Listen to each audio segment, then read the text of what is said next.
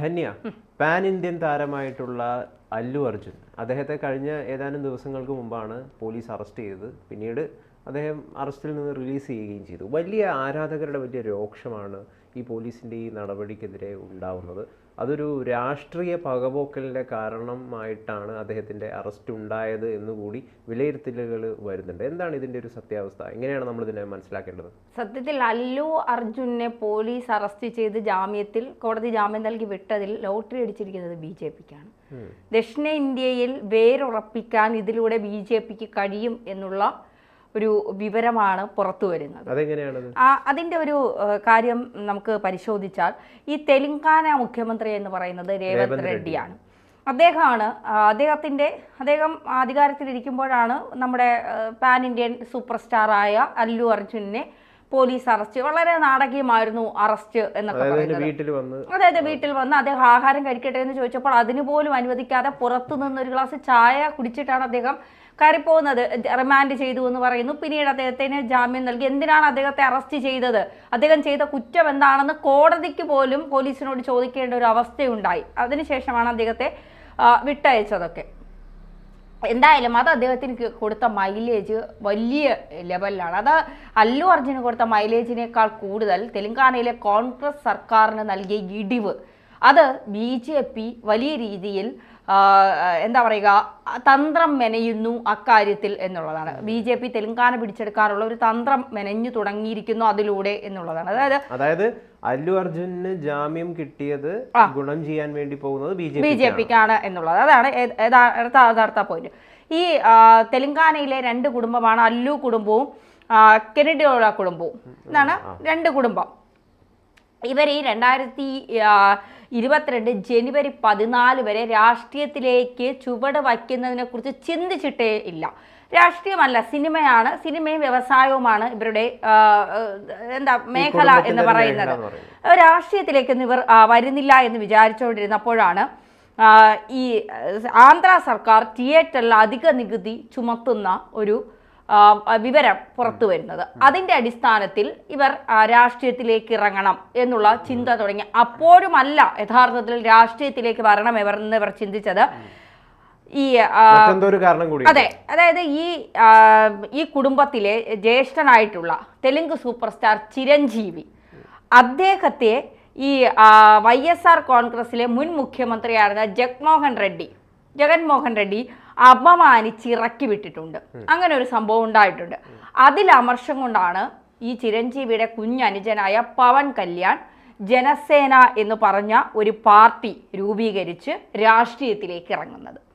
രാഷ്ട്രീയത്തിലേക്ക് ജനസേന പാർട്ടി ഇറങ്ങിയതിനു ശേഷം വലിയ വിജയം, നമ്മളൊന്നും പ്രതീക്ഷിക്കാത്ത വിജയമാണ്. അവർ 100% വിജയമാണ് അവർ നേടിയത്. 21 സീറ്റിൽ മത്സരിച്ചു. ആ 21 സീറ്റിൽ വിജയിച്ചു. 2 ലോക്സഭാ മണ്ഡലങ്ങളിൽ മത്സരിച്ചു. ആ 2 ലോക്സഭാ മണ്ഡലങ്ങളും വിജയിച്ചു. അപ്പോൾ ഇവർ രണ്ടുപേരും TDPയും ജനസേന പാർട്ടിയും കൂടെ ചേർന്നാണ് ഭരിക്കുന്നത്.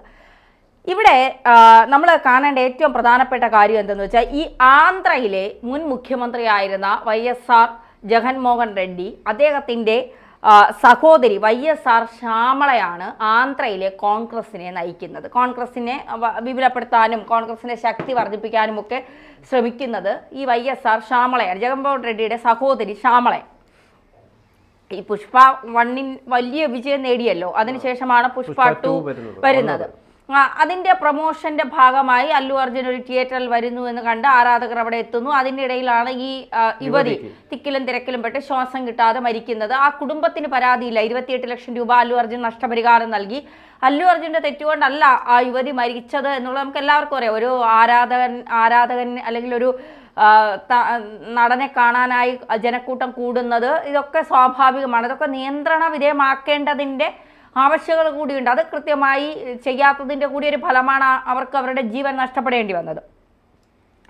ഈ അല്ലു അർജുൻ ഈ പുഷ്പ 1ൻ്റെ ഈ വലിയ രീതിയിലുള്ള വിജയവും അതിനുശേഷം അല്ലു അർജുന് ദേശീയ അവാർഡൊക്കെ കിട്ടിയപ്പോൾ ഈ രേവന്ത് റെഡ്ഡി ഉൾപ്പെടെയുള്ളവർ വിചാരിച്ചു അല്ലു അർജുൻ BJP രാഷ്ട്രീയത്തിലേക്ക് പ്രവേശിക്കാൻ പോകുന്നു. ഇനി BJP ആയിട്ടാണ് അല്ലു അർജുൻ്റെ കൂടുതൽ മുന്നോട്ടുള്ള പോക്ക്. അല്ലു അർജുൻ ഇനി ഇതൊക്കെ കാരണം അല്ലു അർജുന് വലിയ ഫാൻസ് ഉണ്ട്. മലയാളത്തിലാണെങ്കിലും കേരളത്തിലാണെങ്കിലും തെലങ്കാനയിലാണെങ്കിലും ഒക്കെ വലിയ ഫാൻസ് ഉള്ള ഒരാളാണ് അല്ലു അർജുൻ. അപ്പോൾ അല്ലു അർജുൻ ഇനി BJP-യിലേക്ക് പോയാൽ തെലങ്കാന കൈവിട്ടു പോകും. കാരണം അല്ലു അർജുൻ്റെ ആരാധകർ മുഴുവൻ അദ്ദേഹം നിൽക്കുന്ന പാർട്ടിയിലേക്ക് വോട്ട് ചെയ്താൽ BJP-ക്ക് തെലങ്കാന കിട്ടും എന്നുള്ള ഒരു വലിയ ഭയം ഇവരെ വല്ലാതെ പേടിപ്പിച്ചു. അതുകൊണ്ട് തന്നെ അതിൻ്റെ ഒരു പൊളിറ്റിക്കൽ എൻട്രി BJP-യിലേക്ക് ഉണ്ടാകുമോ എന്നുള്ള ഭയത്തിലാണ് അല്ലു അർജുനെതിരെ ഇല്ലാത്ത FIR ഇട്ട് അദ്ദേഹത്തെ പോലീസ് സ്റ്റേഷനിൽ എത്തിച്ചതും റിമാൻഡ് ചെയ്യിച്ചതും അതിനുശേഷം അദ്ദേഹം ജാമ്യം കിട്ടി പുറത്തു വന്നത്. പക്ഷേ ഈ ദക്ഷിണേന്ത്യയിലെ വോട്ട് ചിതറിക്കാൻ അല്ലു അർജുന് കഴിയുമെന്നാണ് ഇവർ ആ ഒരു കരുതലിൻ്റെ പുറത്താണ് ഇപ്പോൾ ഈ നാടകീയ സംഭവങ്ങളൊക്കെ അരങ്ങേറിയത് മൊത്തവും. അതായത് അല്ലു അർജുൻ BJP-യിലേക്ക് പോകുമോ എന്നുള്ള തെലങ്കാന സർക്കാരിൻ്റെ ഭയം, അതുവഴി ദക്ഷിണേന്ത്യ അല്ലെ തെലങ്കാന ഇവർക്ക് നഷ്ടപ്പെടുമോ എന്നുള്ള ഭയം, ഇതാണ് ഇവരെ കൊണ്ട് ഈ പോലീസും അറസ്റ്റും ഒക്കെ വരിപ്പിക്കാനുള്ള കാരണം. അല്ലാതെ അല്ലു അർജുൻ മനഃപൂർവ്വം പോലും അല്ലാത്ത ഒരു കാര്യത്തിനാണ് അദ്ദേഹത്തെ പോലീസ് അറസ്റ്റ് ചെയ്തത് എന്നുള്ളതാണ്. ഇവരെയൊക്കെ പിന്നെ എന്താ പറയുക, ഇവരുടെയൊക്കെ ഈ ചിന്താഗതിയെ മാറ്റിമറിച്ചുകൊണ്ട് ഈ അല്ലു അർജുൻ കോൺഗ്രസിൻ്റെ തന്നെ YSR സ്ഥാനാർത്ഥി ശില്പ രവിചന്ദ്ര കിഷോർ റെഡ്ഡിക്ക് വേണ്ടി നന്ദ്യാലയിലെ പ്രചാരണത്തിൽ അദ്ദേഹം എത്തി. അതോടുകൂടി കോൺഗ്രസ് തകർന്ന് തരിപ്പണമായി. കാരണം BJP-യിലേക്ക് ഇപ്പോൾ അദ്ദേഹം എത്തുമെന്നാണ് വിചാരിച്ചത്. അപ്പോൾ BJP-യിലേക്ക് അദ്ദേഹം പോവാതെ കോൺഗ്രസിൻ്റെ തന്നെ ഒരു പ്രചാരണ പിന്നെ സ്ഥാനാർത്ഥിയുടെ പ്രചാരണത്തിന് അദ്ദേഹം എത്തുക എന്നൊക്കെ പറഞ്ഞപ്പോൾ കോൺഗ്രസ് തന്നെ ഞെട്ടിപ്പോയി എന്നുള്ളതാണ്. ഇത് ഇപ്പോഴല്ല, കഴിഞ്ഞ തിരഞ്ഞെടുപ്പ് സമയത്ത് ഈ അല്ലു അർജുൻ്റെ ദേശീയ അവാർഡ് കിട്ടിയപ്പോൾ തന്നെ അല്ലു അർജുൻ BJP-ആയി അടുക്കുന്നു, BJP-യോടുള്ള സ്നേഹം കൊണ്ടാണ് അദ്ദേഹത്തിന് ദേശീയ അവാർഡ് കിട്ടിയതെന്നൊക്കെയുള്ള ഒരു തെറ്റിദ്ധാരണയാണ് ഇവരെ കൊണ്ട് ഇതൊക്കെ ചെയ്യിപ്പിച്ചത് എന്നുള്ളതാണ് യാഥാർത്ഥ്യം. എന്തായാലും അവിടെ നിന്നൊക്കെ മാറി ഇപ്പോൾ പിന്നെ എന്താ പറയുക, അല്ലു അർജുൻ പിന്നെ കോൺഗ്രസിൻ്റെ പ്രചാരണ ഇതിലേക്ക് വന്നു. പിന്നീടും ഈ കോൺഗ്രസുമായി കൂടുതൽ അടുക്കാൻ അദ്ദേഹം തയ്യാറല്ലായിരുന്നു. പിന്നീടാണ് ഇപ്പോൾ ചിരഞ്ജീവിയുടെ കുടുംബവുമായൊക്കെ അവർ അകന്നതും. ഇതിലൊരു സംശയം ചോദിക്കാനുള്ളത്, ഈ കോൺഗ്രസുമായിട്ട് അടുത്തു എന്ന് പറയുന്നത് ഈ സംഭവമൊക്കെ നടക്കുന്നതിന് മുമ്പല്ലേ? മുമ്പാണ്. പക്ഷേ ഇവരുടെ ഉള്ളിലെ ഭയം എന്ന് പറയുന്നത് BJP രാഷ്ട്രീയത്തിലേക്ക് അല്ലു പോകാനുള്ള സാധ്യതയുണ്ടോ എന്നുള്ളതാണ് ഇവരുടെ ഈ ഭയത്തെ മുഴുവൻ ജനിപ്പിച്ചത് മുഴുവൻ. കാരണം ഒരു ദേശീയ അവാർഡ് കിട്ടുമ്പോൾ സ്വാഭാവികമായും നമ്മൾ ഇപ്പോൾ കേന്ദ്രം ഭരിക്കുന്നത് BJP അല്ലേ, സ്വാഭാവികമായും നമ്മൾ അങ്ങോട്ടേക്ക് ചായുമോ എന്നുള്ള ഒരു ഭയം. അല്ലു അർജുന് ഒരു BJP-യോടൊരു അനുകൂല നിലപാട് കുറെ കാലങ്ങളായിട്ട് ഉണ്ടായിരുന്നു എന്നും അതിന്റെ ഭാഗമായിട്ട് അല്ലു അർജുൻ BJP-യിലേക്ക് പോവുകയാണെങ്കിൽ അദ്ദേഹത്തിന്റെ വലിയൊരു ആരാധക വൃന്ദവും ദക്ഷിണേന്ത്യയിലെ വോട്ട് ചിതറിക്കാനുള്ള ശക്തി അല്ലു അർജുനുണ്ട് എന്ന് കോൺഗ്രസ് തെറ്റിദ്ധരിക്കുന്നുണ്ട്. ഇപ്പോൾ അദ്ദേഹം പറഞ്ഞിട്ടില്ല ഞാൻ BJP-യിലേക്കാണ്, ഇപ്പോൾ വിജയ് രാഷ്ട്രീയത്തിലേക്ക് ഇറങ്ങുമെന്നുള്ളത് നേരത്തെ തന്നെ സൂചന നൽകിയ ഒരു കാര്യമാണ്. അദ്ദേഹത്തിൻ്റെ അച്ഛൻ സൂചന നൽകിയിരുന്നു, പക്ഷെ അദ്ദേഹം അന്ന് നിഷേധിച്ചിരുന്നു.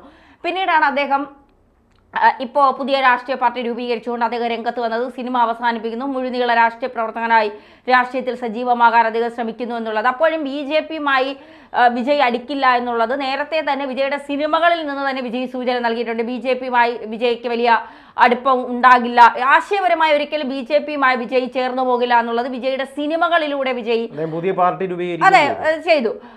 തമിഴകം വെട്രി കഴകം എന്ന് പറയുന്ന ഒരു പാർട്ടി അദ്ദേഹം രൂപീകരിച്ചുകൊണ്ട് അദ്ദേഹം അത്തരത്തിൽ അദ്ദേഹം പറയുകയും ചെയ്തു ആശയപരമായി ഞാൻ BJP-യുമായി ഒത്തുപോകില്ല എന്നുള്ളത്.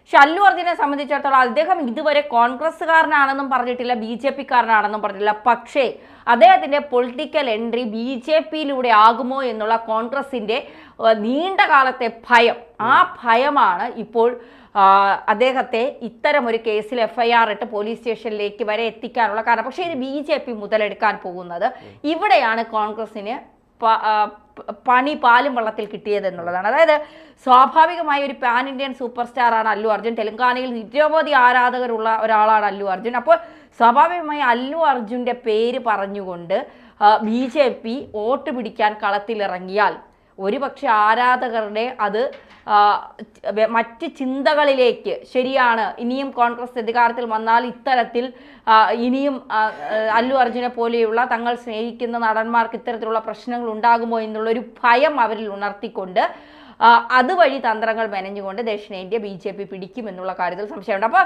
അല്ലു അർജുൻ്റെ അറസ്റ്റ് ലോട്ടറി അടിച്ചിരിക്കുന്നത് BJP-ക്കാണ്.